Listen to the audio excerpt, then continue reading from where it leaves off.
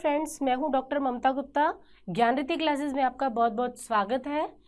आपके सामने है हमारा सेकंड ग्रेड आरपीएससी का जो सेकंड ग्रेड का जो ऑप्शनल पेपर होगा संस्कृत। जिसने सेकंड ग्रेड में ऑप्शनल पेपर संस्कृत लिया है उसके लिए ये सिलेबस लगा हुआ है। इस सिलेबस के बारे में थोड़ा सा मैं डिस्कस करवा रही हूँ कि कितने क्वेश्चन कहाँ से आ रहे हैं आपके पेपर में, ठीक है। और मैं जो संस्कृत का पेपर आपको कवर करवाऊंगी, जितना भी करवाऊंगी, उसमें से आपका 100% पेपर कवर हो जाएगा, ये मेरी गारंटी है।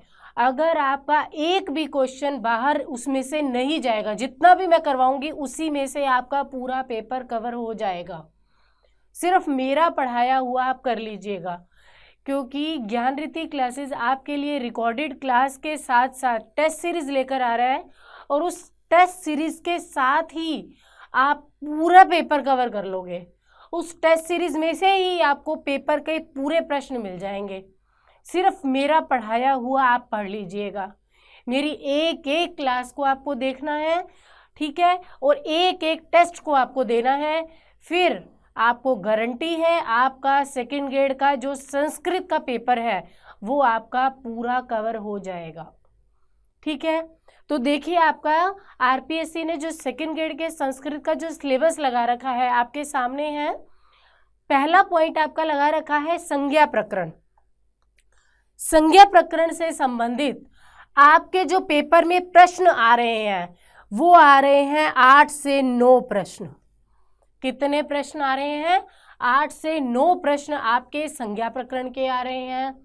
वहीं पर संधियां जो है, संधियों में देखिए अच संधि, हल संधि और विसर्ग संधि, तीनों संधियां लगी हुई हैं। और तीनों संधियों से संबंधित आपके कितने प्रश्न पेपर में आ रहे हैं? 15 प्रश्न। 15 प्रश्न आपके संधियों से आ रहे हैं। वहीं संज्ञा प्रकरण से आपके 8 से 9 प्रश्न आ रहे हैं।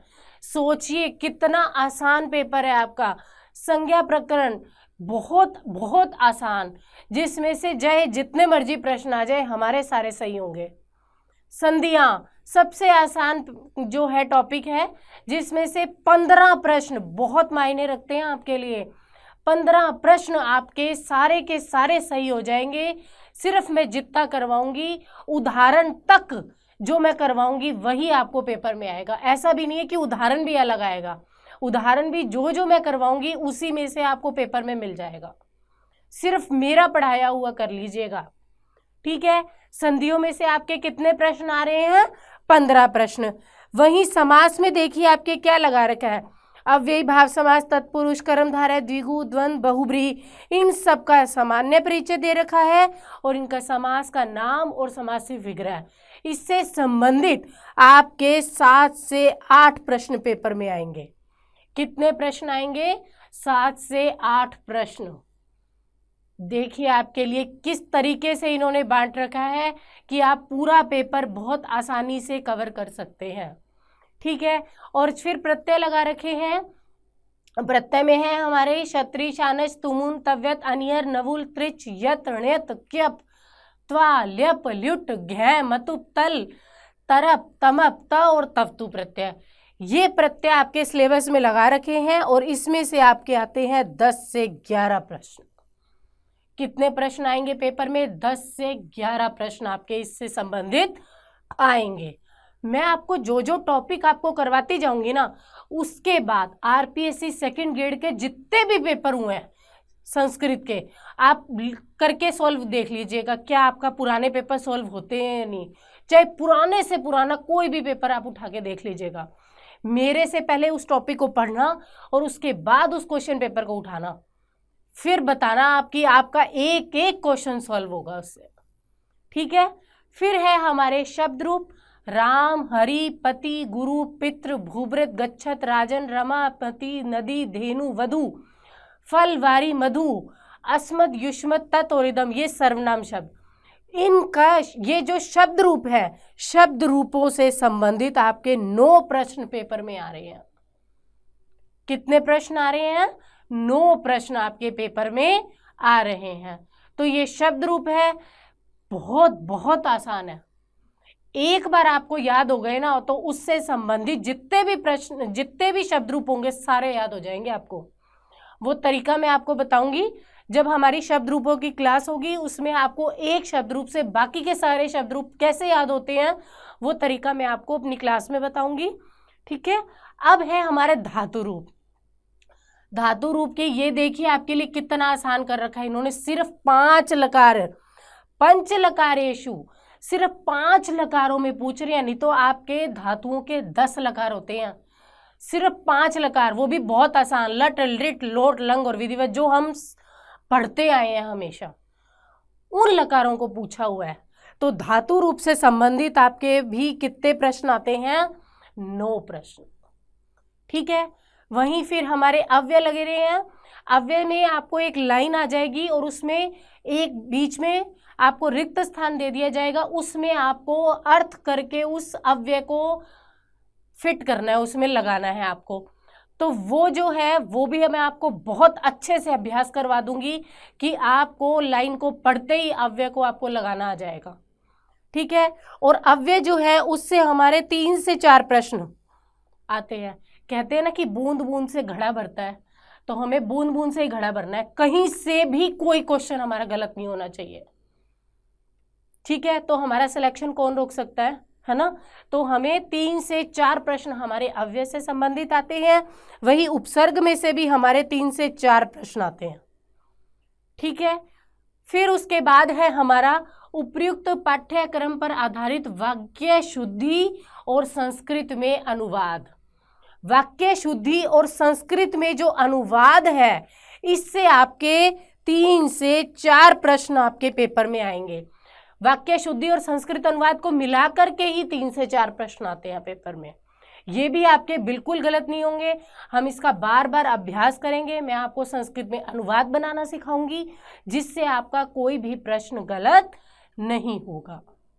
ठीक है, फिर उसके बाद हमारे पास सिलेबस में दे रखा है कारक प्रकरण, ये सूत्र लगा रखे हैं कारक के। इन कारकों में से आपके कितने प्रश्न आ रहे हैं पेपर में? कितने आ रहे हैं? 14 प्रश्न। 14 प्रश्न। कितने प्रश्न आ रहे हैं? 14 प्रश्न। एक एक सूत्र को हम इतनी ईमानदारी से पढ़ेंगे कि आपका एक भी प्रश्न कारक से गलत नहीं होगा। ठीक है, फिर है हमारे छंद। जो छंद वाला टॉपिक है उसमें से आपके 7 प्रश्न आते हैं। कितने प्रश्न पेपर में आ रहे हैं? 6 या 7 प्रश्न आपके पेपर में छंदों से संबंधित आ रहे हैं।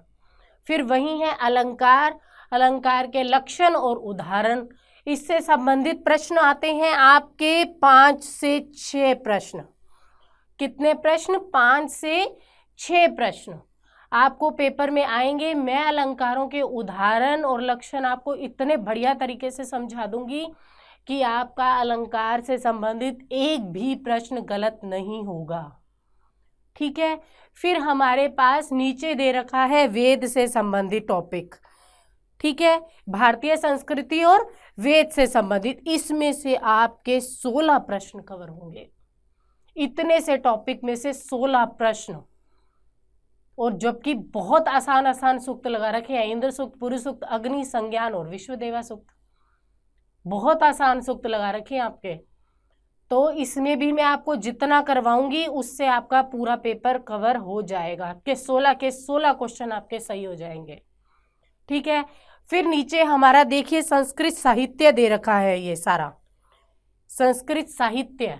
संस्कृत साहित्य जो है इसमें से भी आपको कितने प्रश्न आएंगे?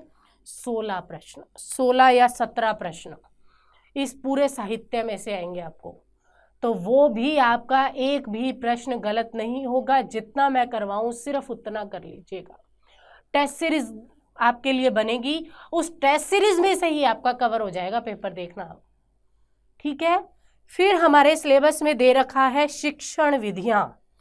ये दे रखी हैं शिक्षण विधियां। शिक्षण विधियों से आपके 20 प्रश्न फिक्स आते हैं। कितने प्रश्न आते हैं? 20 प्रश्न आपके फिक्स होते हैं जो शिक्षण विधियों से आते हैं। मैं शिक्षण विधियों को आपको एक एक पॉइंट का बड़े अच्छे से विस्तार पूर्वक अध्ययन करवाऊंगी, जिससे आपके 20 के 20 प्रश्न कवर हो जाए। ठीक है, तो हमारा संस्कृत का जो पेपर है वो 300 नंबर का होगा। क्वेश्चन जो होंगे वो कितने होंगे? 150 क्वेश्चन। तो 150 के 150 क्वेश्चन हमारे सिलेबस में से जितना मैं करवाऊं उसमें से कवर हो जाएगा। सिर्फ मेरा पढ़ाया हुआ आप पढ़ लीजिएगा। आपको कोई किताबों की ज़रूरत नहीं है, कुछ भी देखने की ज़रूरत नहीं है कहीं से भी। सिर्फ मैं जितना करवाऊं आप उसको ध्यानपूर्वक पढ़ लीजिएगा। आपका पेपर सेकंड ग्रेड का जो संस्कृत का पेपर है वो 100% क्लियर हो जाएगा। उसमें मैक्सिमम जितने मार्क्स होते हैं वो आपके होंगे।